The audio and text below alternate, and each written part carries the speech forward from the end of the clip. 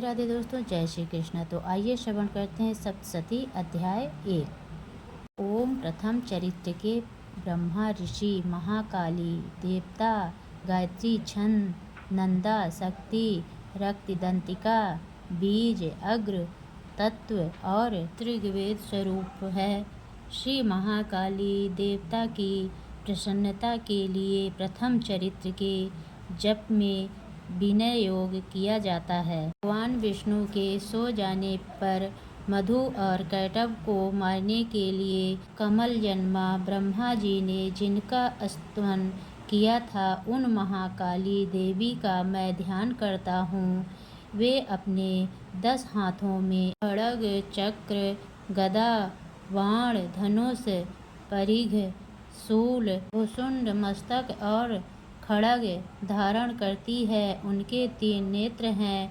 वे समस्त अंगों में दिव्य आभूषणों से भूषित है। उनके शरीर की कांति नीलमणि के समान है तथा वे 10 मुख और 10 पैरों से युक्त है। ओम चंडी देवी को नमस्कार है। महर्षि मार्कंडेय बोले, सूर्य के पुत्र सवर्णी की उत्पत्ति की कथा विस्तार पूर्वक कहता हूँ।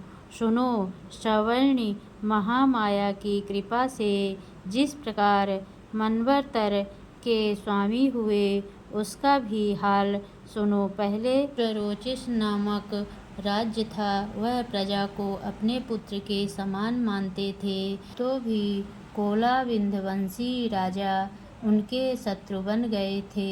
दुष्टों को दंड देने वाले राजा सुरथ की उनके साथ लड़ाई हुई।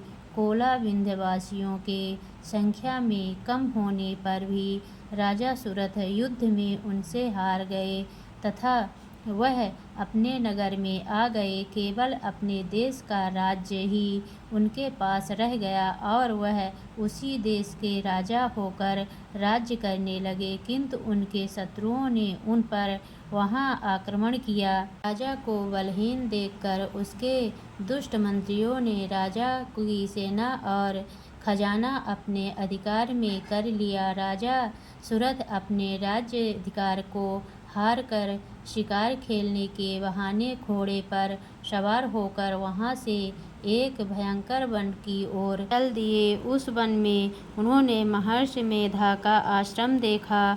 वहां मेधा महर्षि अपने शिष्यों तथा मुनियों से सुशोभित बैठे हुए थे और वहां कितने ही हिंसक जीव परम शांति भाव से रहते थे। राजा सुरथ ने महर्षि मेधा को प्रणाम किया और महर्षि ने भी उनका उचित सत्कार किया। राजा सुरथ महर्षि के आश्रम में कुछ समय तक ठहरे। अपने नगर की ममता के आकर्षण से राजा अपने मन में सोचने लगे, पूर्व काल में पूर्वजों ने जिस नगर का पालन किया था, वह आज मेरे हाथ से निकल गया। मेरे दुष्ट एवं दुरात्मा मंत्री मेरे नगर की अब धर्म से रक्षा कर रहे होंगे या नहीं। मेरा प्रधान हाथी, जो कि सदा मत की वर्षा करने वाला और शूरवीर था, मेरे बैरियों के वंश में होकर न जाने क्या दुख भोग रहा होगा। मेरे आज्ञाकारी नौकर, जो मेरी कृपा से धन और भोजन पाने के सदैव सुखी रहते थे और मेरे पीछे पीछे चलते थे, वह अब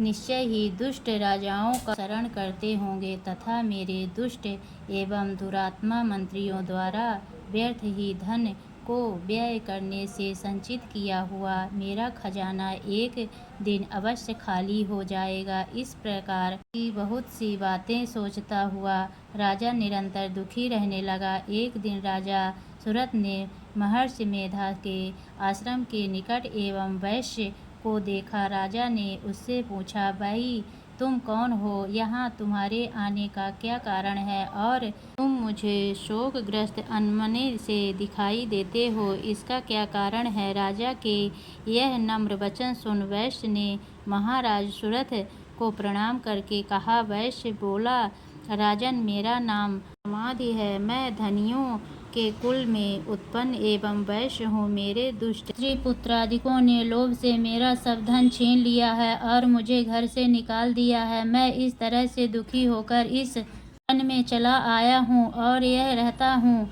मैं इस बात को भी नहीं जानता कि अब घर में इस समय सब कुशल है या नहीं। हाँ, मैं अपने परिवार का आचरण संबंधी कोई समाचार भी नहीं पा सकता कि वह घर में इस समय कुशल पूर्वक हैं या नहीं। मैं अपने पुत्रों को संबंध में यह भी नहीं जानता कि वह सदाचारी हैं या दुराचार में फंसे हुए हैं। राजा बोले, जिस धन के लोभ स्त्री पुत्रों ने तुम्हें घर से निकाल दिया है, फिर भी तुम्हारा चित्त उनसे क्यों प्रेम करता है? वैश्य ने कहा, मेरे विषय में आपका ऐसा कहना ठीक है, किंतु मेरा मन इतना कठोर नहीं है। कदापि उन्होंने धन के लोभ में पकड़कर पितृ स्नेह को त्याग कर मुझे घर से निकाल दिया है, तो भी मेरे मन में उनके लिए कठोरता नहीं आती। हे महामते, मेरा मन फिर भी उनमें क्यों फंस रहा है? इस बात को जानता हुआ भी मैं नहीं जान रहा। मेरा चित्त उनके लिए दुखी है। मैं उनके लिए लंबी लंबी सांसें ले रहा हूँ। उन लोगों में प्रेम नाम की नहीं है, फिर भी ऐसे निःस्नेहियों के लिए मेरा हृदय कठोर नहीं होता।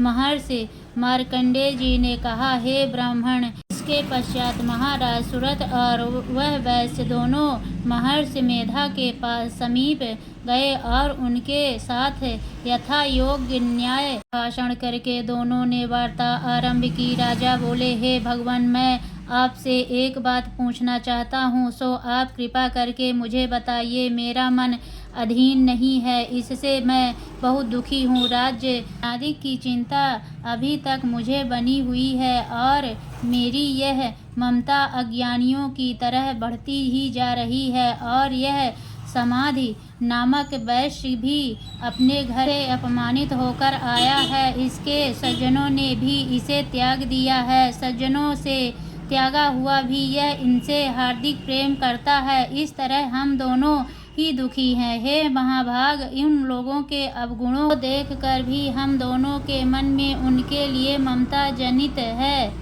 आकर्षण उत्पन्न हो रहा है। हमारे ज्ञान रहते हुए भी ऐसा क्यों है? ज्ञानी मनुष्यों की तरह हम दोनों में यह मूर्खता क्यों है? महर्षि मेधा ने कहा, सम मार्ग का ज्ञान सब जंतुओं को है। सबों के लिए विषय पृथक पृथक होते हैं। कुछ प्राणी दिन में नहीं देखते और कुछ रात को, परंतु कई जीव ऐसे हैं जो दिन तथा रात दोनों में देखा करते हैं। यह सत्य है।